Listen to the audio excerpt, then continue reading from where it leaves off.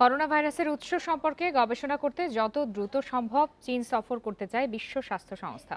এক সংবাদ সম্মেলনে সংস্থাটির মহাপরিচালক টেড্রোস অ্যাডানম গেব্রিয়াসুস এই পরিকল্পনার কথা জানিয়েছেন। তিনি বলেন, ভবিষ্যতে করোনার বিস্তার ঠেকাতে এর উৎস জানা জরুরি।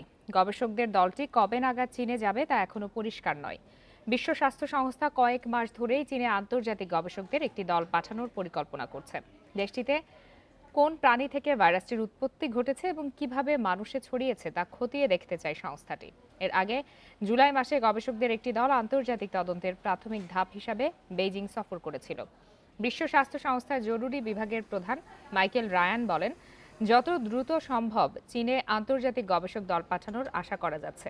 এদিকে শুরু থেকেই যুক্তরাষ্ট্র বিশ্ব স্বাস্থ্য সংস্থার কঠোর সমালোচনা করেছে এবং সংস্থাটি চীনের পক্ষপাত করেছে বলে অভিযোগ রয়েছে।